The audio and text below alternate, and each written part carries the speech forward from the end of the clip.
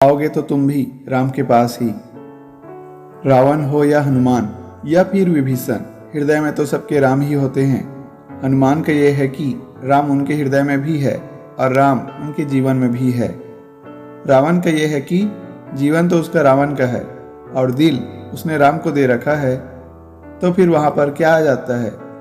विभाजन आ जाता है, द्वंद्व आ जाता है।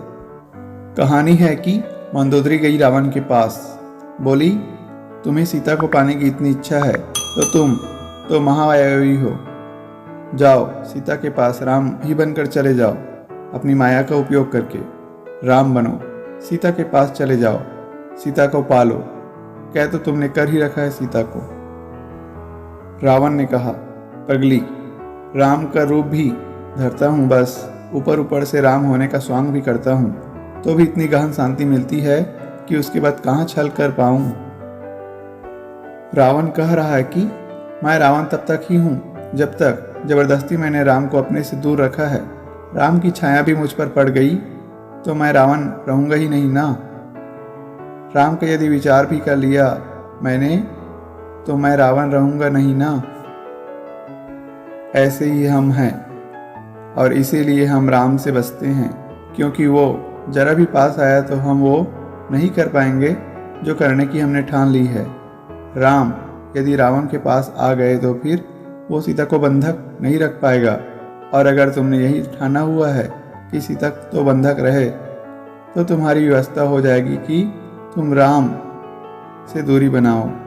ये अनिवार्य हो जाएगा तुम्हारे लिए। तुम दोनों काम एक साथ नहीं कर सकते कि सच्चाई के पास भी हो और अपनी भी चला रहे हो।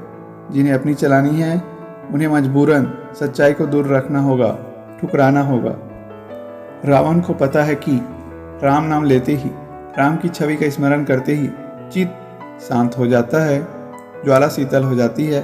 तो फिर वो क्यों नहीं राम नाम ले रहा? क्योंकि वो बहुत दूर निकल आया है, आदत बहुत पुरानी हो गई है, बीमारी दुसाध्य हो गई है।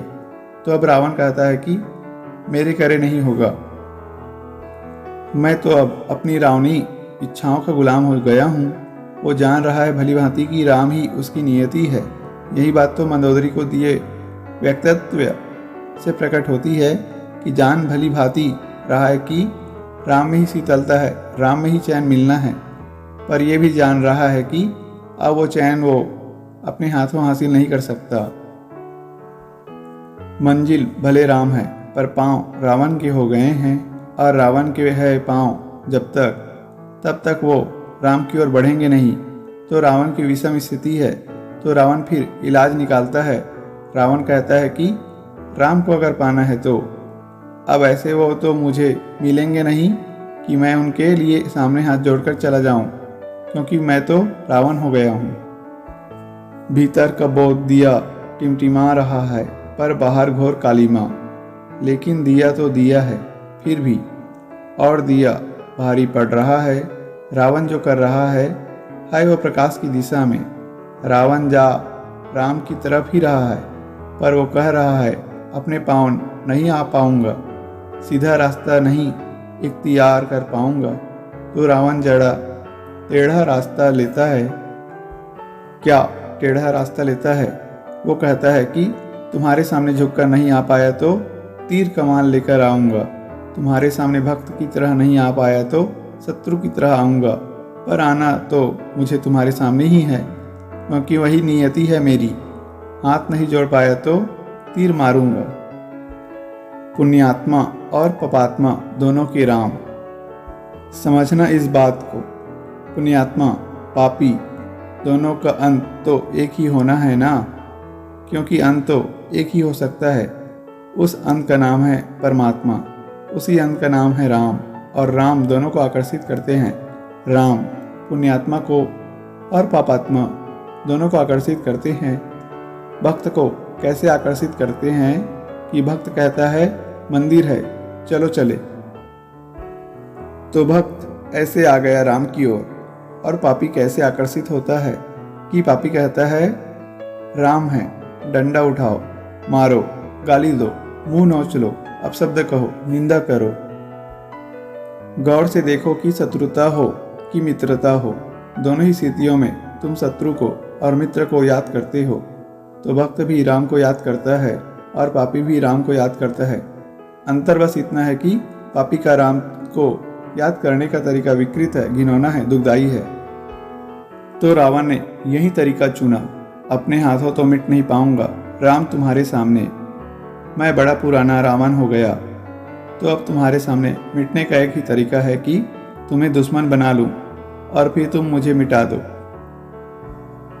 ये बात हो सकता है उसने चैतन्य मन से ना सोची हो।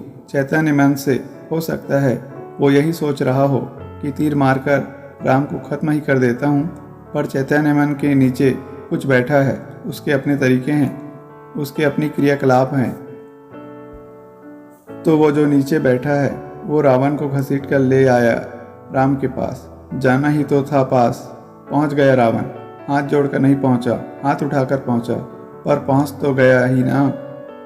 पहुंच गया राम के पास। और फिर कथा ये भी कहती है कि राम के ही हाथों उसका उद्धार भी हो गया। जब उद्धार हो गया तो बड़ा अनुग्रहित हुआ, बोला यही तो था, यही तो चाहिए था। तुम्हारे अलावा किसी और के हाथों मौत मिलती तो भटकते ही रहता। भला हुआ राम की तुमने मारा। तो आना तो तुम्हें है ही, दोस्त बनकर नहीं आओगे तो दुश्मन बनकर आओगे। भला होगा अगर तुम दोस्त बनकर ही आ जाओ। जब सत्य की दुनिया में कहीं भी हुंकार करता है तो दुनिया दो हिस्सों में बट जाती है। तगड़ा पोलराइजेशन अर्थात ध्रुवीकरण होता है। कुछ समर्थक बन जाते हैं और कुछ घोर विरोधी। उदासीन कोई नहीं रह पाता। इंडिफरेंट आप नहीं रह सकते।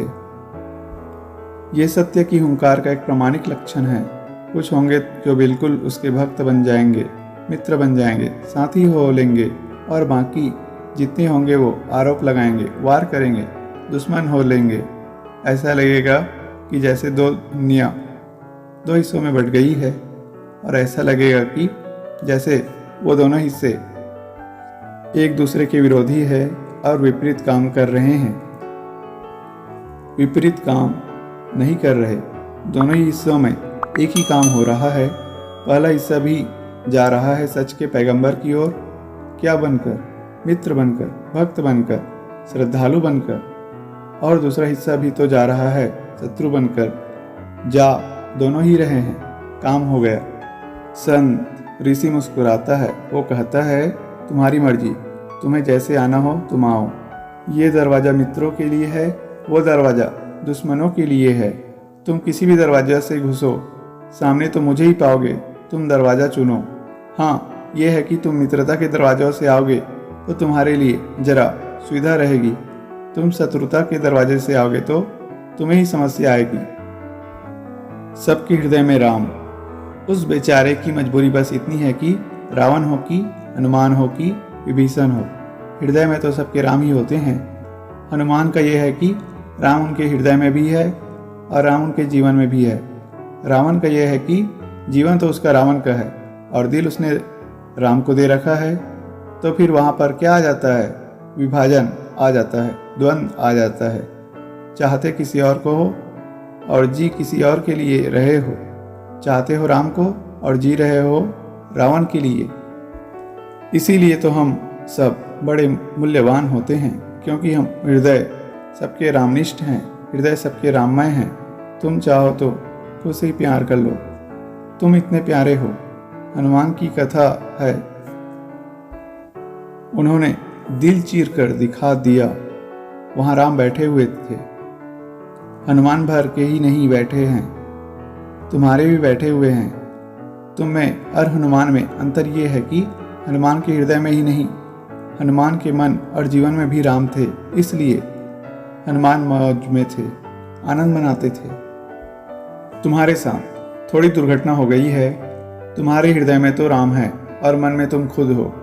और न सिर्फ मन में तुम खुद हो, बल्कि तुम्हारा पूरा दावा है और इरादे है कि हृदय को बदल कर मानेंगे, हृदय को हरा कर मानेंगे, क्योंकि दोनों एक साथ नहीं चल सकते। ये भेद, ये विभाजन चल नहीं सकता। दोनों में से एक को ही बचना होगा, या तुम बचोगे या राम बचेंगे। तुम्हारा इरादा यही है कि राम को हरा दे और पूरा ही कब्जा कर ले, पर तुम्हारा इरादा पूरा नहीं होगा। परिणाम तय है, मैच फिक्स्ड है, क्यों गलत सट्टा लगा रहे हो? यहाँ पहले ही तय कर दिया गया है कि कौन जीतेगा। तुम गलत पक्ष पर पैसा लगाकर क्यों सब गंवाना चाहते हो? एक ही तरफ लगाओ बाजी। किस तरफ? हृदय की तरफ। मत नाहक अड़ो, मत व्यर्थ लड़ो। तुम नहीं जीतोगे। कोई नहीं जीता सत्य से, कोई नहीं जीता आत्मा से, कोई नहीं जीता हृदय से, राम से। बात व्यक्तिगत रूप से तुम्हारी भर नहीं है। समय की शुरुआत से आज तक कोई नहीं जीता, तुम ही जीत लोगे। तुम्हारी कमजोरी या दोष नहीं बताया जा रहा है कि तुम हार जाओगे, क्योंकि तुम निर्बल हो। तुम हारोगे इसलिए क्योंकि जीतना संभव ही नहीं है। कभी कोई नहीं जीता और तुम अपवाद नहीं हो सकते।